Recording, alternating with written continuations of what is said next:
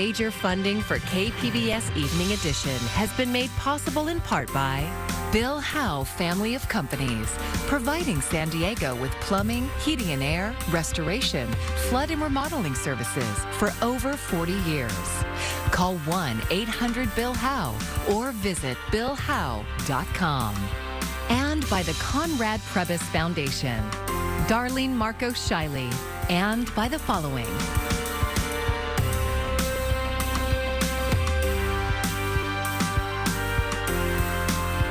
And by viewers like you.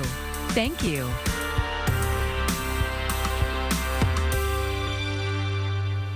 Good evening. It's Thursday, August 11th. Thank you for joining us. I'm Maya Trabulsi. It's been the subject of questions, curiosity, and even controversy. And tonight, San Diego County health officials are holding a monkeypox town hall that's open to everyone. As KPBS health reporter Matt Hoffman tells us, the goal to answer your questions as the current outbreak stands at 13 cases in San Diego and 1,700 statewide. As monkeypox infections slowly increase in San Diego, health officials are coming together to virtually brief the community Thursday evening. It's an opportunity for us to pass information as best we have it, and then also to hear from the community about what it is that they're not hearing and what they need to hear more about. Dr. Eric McDonald is the county's chief medical officer. He and other county leaders have been collecting questions ahead of the monkeypox town hall.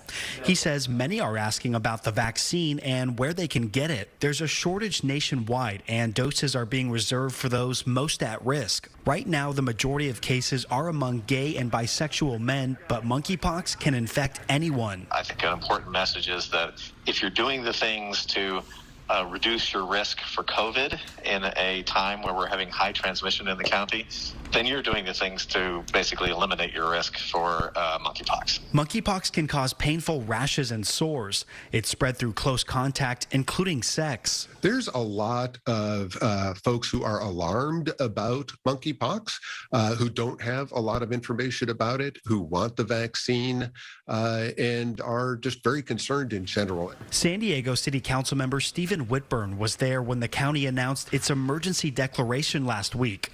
Officials don't want to stigmatize monkeypox, and they've been working with local LGBTQ groups on messaging and information panels like the one tonight. LGBT leaders really want to ensure that this is getting the attention that it deserves. Nobody wants to see any kind of stigmatization. Monkeypox is an illness that can affect anybody.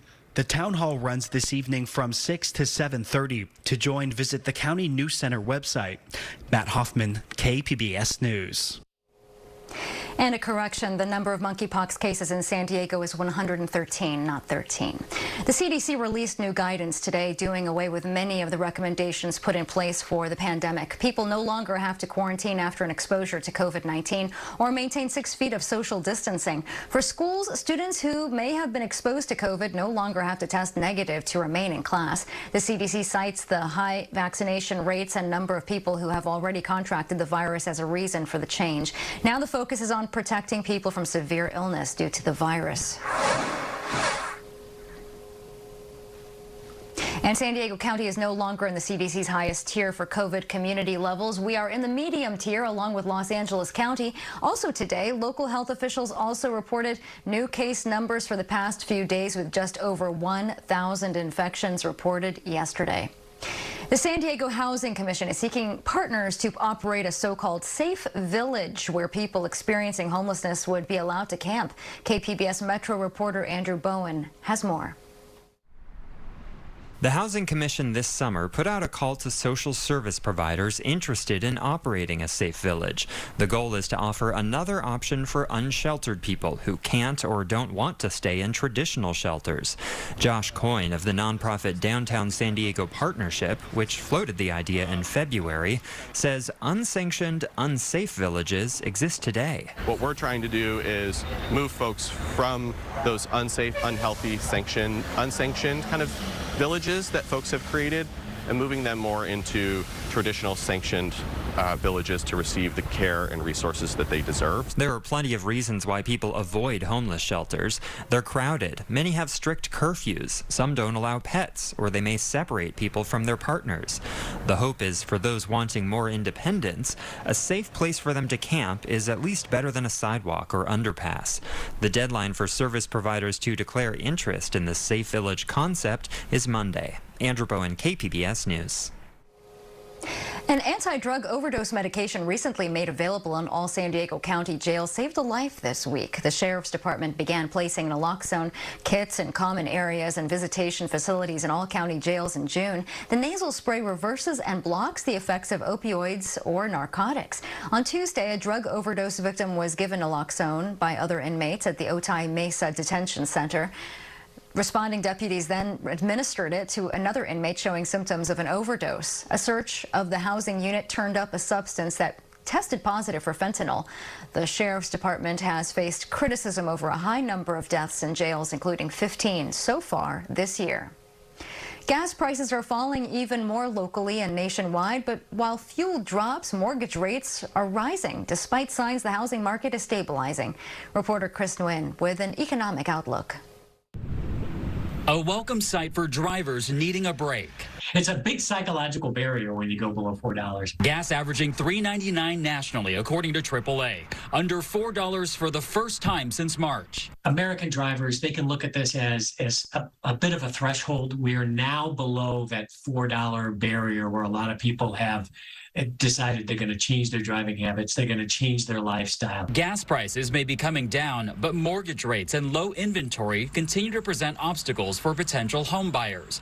Mortgage rates climbing this week nearly a quarter point to more than 5% on average, significantly higher than this time last year. The biggest challenge confronting a prospective or actual home buyer right now is simply affordability. And they're facing that assault on two fronts: the sharp rise in mortgage rates and the continuing rise in home prices across the country. But there is some hope soaring inflation could be easing a little. The Producer Price Index reveals wholesale prices decreased 0.5% in July over the previous month. But the index was still 9.8% higher than it was a year ago. Meanwhile, House Speaker Nancy Pelosi says the House will pass the Inflation Reduction Act on Friday in another bid to ease the pain for Americans. Our focus is to try to keep this progress going, and that's why you see our focus on trying to get this legislation done this week. In Washington, I'm Chris Nguyen, KPBS News. And gas prices have now dropped 57 consecutive days in San Diego County. Regular unleaded went down 1 cent to $5.37 a gallon. This is the lowest amount since March 7th. In fact, prices have dropped more than $1 in the past month. As the West gets hotter and drier, Governor Newsom is calling for California to invest billions of dollars to boost the state's water supply. The strategy, the governor announced today, relies on water recycling, storage, and desalination. It comes amid predictions that the state's water supply will decrease 10% by the year 2040. California is in the third year of a drought, and conservation goals have fallen short. Newsom's proposed water recycling projects, which would make treated wastewater safe for drinking, would cost $27 billion over the next 2 decades. Stormwater capture, wastewater capture, one water. Being more abundant in our mindset. There's plenty of water that flows through that just flows right out, that we can reuse, that is high quality, safe, and affordable. The San Diego County Water Authority applauded the governor's announcement, saying efforts to increase capacity for water storage, production, and distribution are well underway in San Diego, and that includes developing repurification plants to treat wastewater. The governor's plan relies on money approved in past state budgets, as well as money from state and federal sources. San Diego is now the first county in the nation to have accredited geriatric emergency departments in all of its eligible hospitals. KPBS reporter Jacob Ayer explains why this designation is so important. A first in the nation, all eligible hospitals in San Diego have officially earned Geriatric Emergency Department, or GED, certification. They specifically cater to seniors who may have dementia, cognitive decline, and physical conditions that make it more difficult to navigate the emergency room. UC San Diego's Jacobs Medical Center is one of the sites, and Susan Nelson was a patient. This is quite different than the regular ER. It had a smaller venue. I mean, there's just like 18 beds, very comfy, soundproof walls. The floors were non-skid. Right now, 13% of San Diego County's residents are people over the age of 65, but that number is predicted to rise to about 21% by the end of this decade. And over the same period, the U.S. Census Bureau estimates older people will outnumber children nationwide for the first time in U.S. history. And for all of us that have aging parents, we know how important this really is. So it hits close to the heart, I think, for all of us that we could create a situation where our family, our mothers and fathers could come in and get the kind of care that they can get in our geriatric EDs. David Flores is a geriatric nurse at Jacobs Medical Center, which was the first hospital in the region to introduce the geriatric emergency department back in 2019. He'll soon be a senior himself and sees the program as a huge boost to the region. I think there's a need. We baby boomers are growing, and we're living longer. And we want to keep doing that, too. We want to keep living longer and healthier. So I think it's a great program.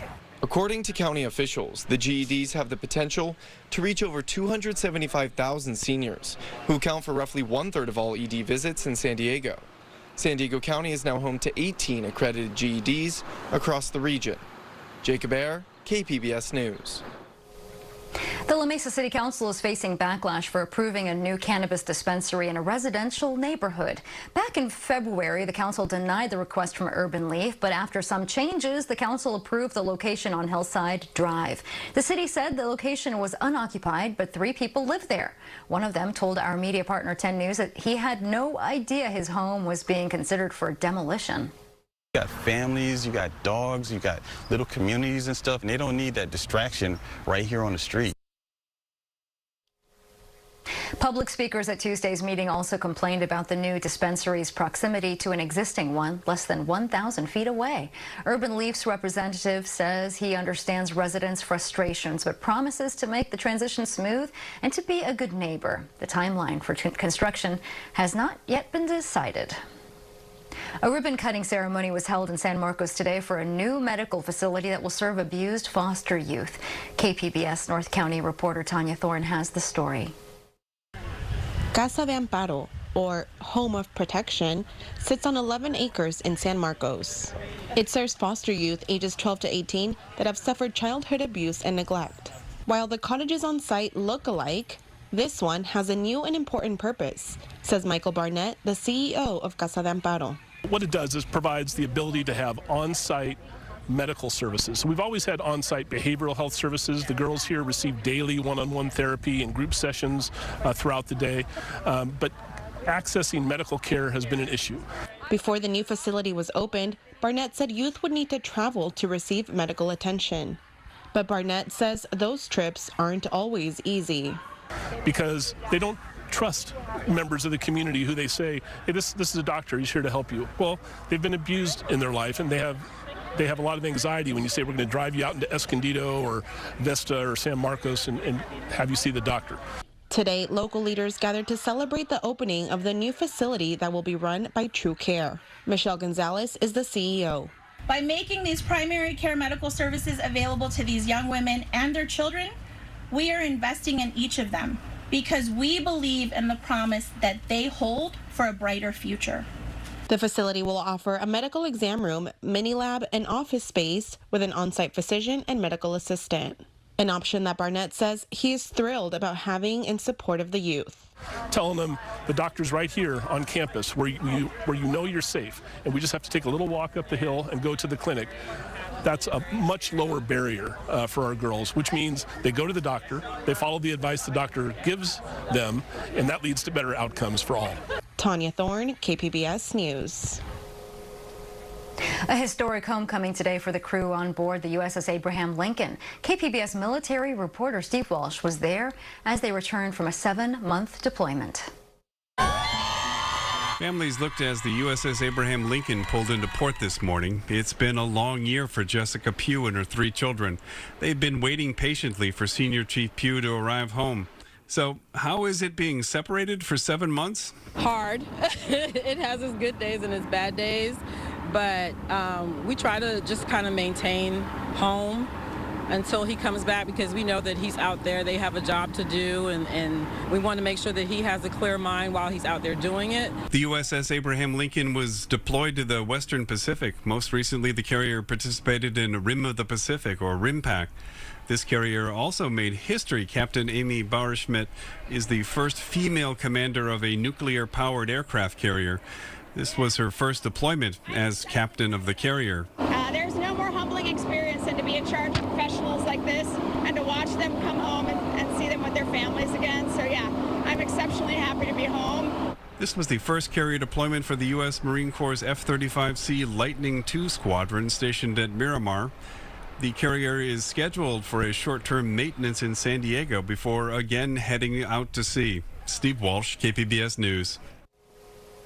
The Arctic region is feeling the heat from climate change. A study in the journal Nature Communications, Earth and Environment says the Arctic has been warming more rapidly than the rest of the world for the past few decades. Researchers say heat-trapping emissions from the burning of fossil fuels is causing temperatures to increase in the North Pole region 4 times as much as everywhere else. The phenomenon is called Arctic amplification.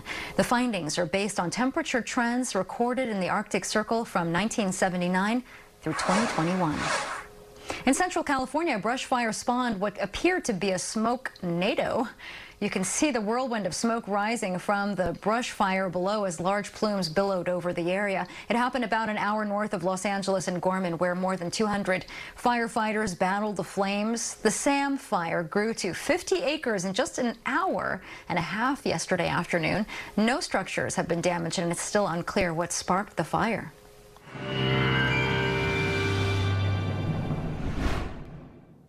The monsoon moisture is making a return, but we're not looking for widespread showers or storms, just some spotty storms favoring the mountain areas. So checking on our headlines, the moisture is coming back. Inland areas will be hot and humid, and over the weekend there'll be a few storms on the prowl and favoring the mountains and the high deserts. Looking at the water vapor loop, the upper low that was offshore here drifting north, and as it does so, it's allowing high pressure to build back just a little bit, so that's allowing some of that moisture to sneak into parts of the deserts. It's heating up too, and in the Inland Empire, there's a heat advisory in effect right through Saturday evening from Temecula right on up towards Beaumont. Looking at our weather tonight, we'll just see a few clouds, moonlit sky, 69 is the forecast low, beautiful night.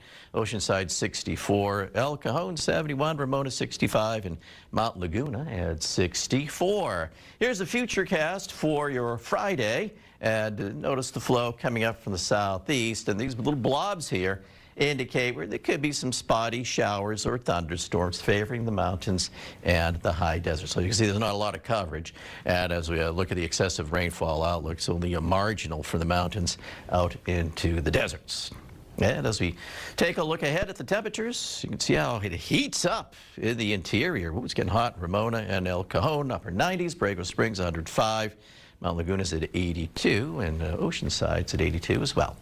And here's a look at that excessive rainfall potential. It's kind of sneaking a bit west, so there could be that spotty shower or storm. So look at the coast. It'll be very warm and humid.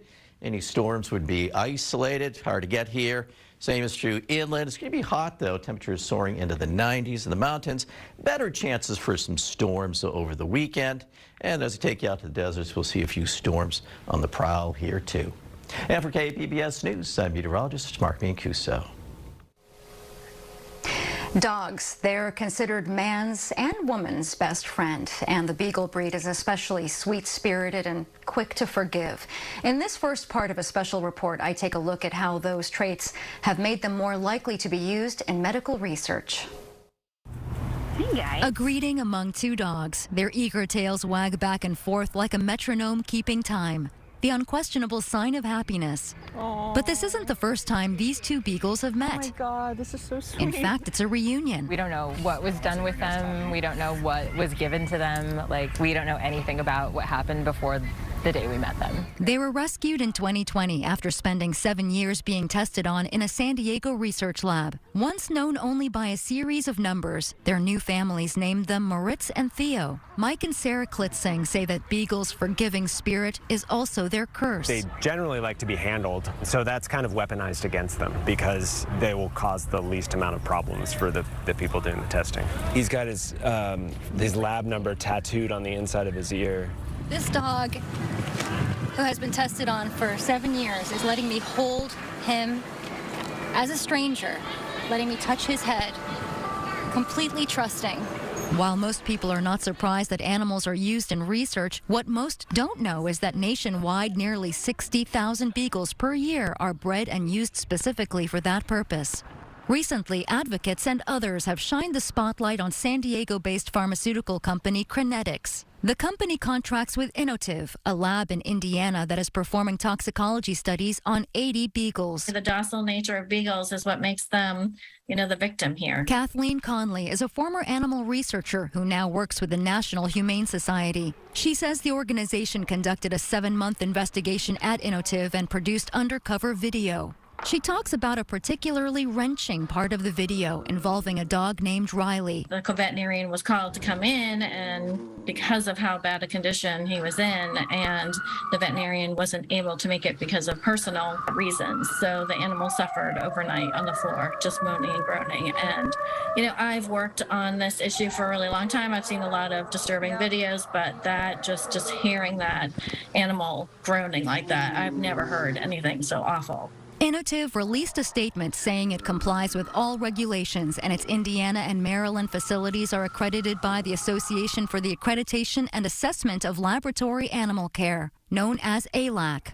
Nonetheless, protesters backed with a petition of more than 250,000 signatures are calling for the beagles to be released for adoption. They've locked the doors. They're not letting us in. In other states, adopting dogs from lab studies is becoming law. In 2019, 32 beagles were rescued from a lab in Michigan. One of those beagles, named Teddy, inspired an adoption bill in that state called Teddy's Law. He's number 364. And other states, seen on this map in green, passed laws in recent years requiring that dogs are offered for adoption once research is completed. In May, a bipartisan coalition of lawmakers from 32 states signed a letter to Cannabis and Innovative asking for the puppies to be released instead of euthanized.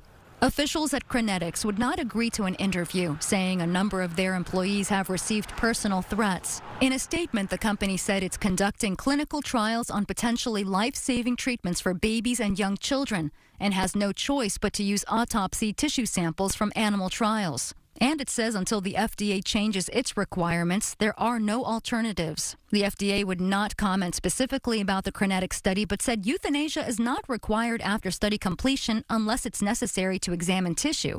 While the attention Cannabis and Innovative are getting is unusual, animal testing labs are not. In fact, the USDA website has a search tool that shows which species are used by each lab and how many of the animals were in studies involving pain, distress, or pain-relieving drugs. KPBS observed the exterior of 3 of these local labs that reported using dogs. The buildings are mostly obscure. At one of the sites, a lab technician taking his morning break was willing to talk to us about the testing that he has done. Pigs and dogs and all kinds of species. Brian Martin has been working at this lab for 5 years and says the animals here are well cared for. He goes on to say from what he has seen, that isn't true for all labs. If I'm doing it, I know what I'm doing. The animal's going to be okay. If somebody else is doing it, they might not have as much care for the animals as we do. I ask him what it's like to test on companion animals, like dogs. It's tough. It's tough, but we don't euthanize the dogs when we're done with them. We wash them out and then we reuse them. What does that mean, wash them out and reuse them? So we'll give them a drug, and then we will take blood time points, let's say, for 3-4 days. Then we'll just let them sit for 2 weeks back in their pen, and then we'll reuse them again on study. Some of the dogs we've had for 7-8 years. And after the dogs have spent half their lifespan in the labs, he says they are adopted out to homes, sometimes by their own clients. Meanwhile, as the fate of the beagles in Indiana hangs in the balance, 4,000 beagles are in the process of being rehomed after a facility in Virginia owned by an Innovative subsidiary agreed as part of a settlement to relinquish them after allegations of multiple welfare violations. Some of those dogs have been brought to San Diego for adoption. In part 2 of this story, we'll look into the current state of science and the regulation when it comes to animal testing and how that research translates to humans. Maya Trabulsi, KPBS News. Such a good, sweet girl.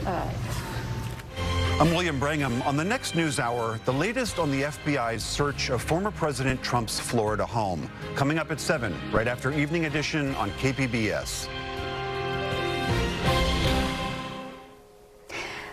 sending kids back to school have to dig deeper into their pockets for supplies this year. The National Retail Federation says families are spending $11 billion more on school supplies this year than 3 years ago. That's about $168 more per family. Clover, a consumer data company, says the price of Scotch tape products have surged 70% from last year. Sharpies up nearly 55%, and Elmer's glue up 30%. When you walk around downtown Escondido, you'll notice a couple of things, from the murals that brighten up the alleyways to the businesses that have moved in along Grand Avenue. It's all part of the effort to revitalize the downtown area. The Esco Alley Art Mural Project launched last summer with 33 large paintings, and this weekend they're unveiling more than 15 new works of art. I think it's very important to have that representation and as artists to be supported locally. It was really about being seen and being loved. And so I hope that everyone who passes by this mural feels the same way. Business owners also appreciate the artwork, saying they've seen more foot traffic in the area and more customers coming through. A big reveal ceremony for the new murals will be held this Saturday. And you can find tonight's stories on our website, kpbs.org. Thanks so much for joining us. I'm Maya Trabulsi. Good night. Major funding for KPBS Evening Edition has been made possible in part by Bill Howe Family of Companies, providing San Diego with plumbing, heating and air, restoration, flood and remodeling services for over 40 years. Call 1-800-BILL-HOWE or visit billhowe.com. And by the Conrad Prebys Foundation, Darlene Marco Shiley, and by the following.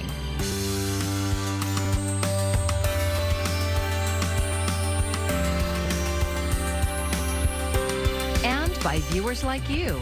Thank you.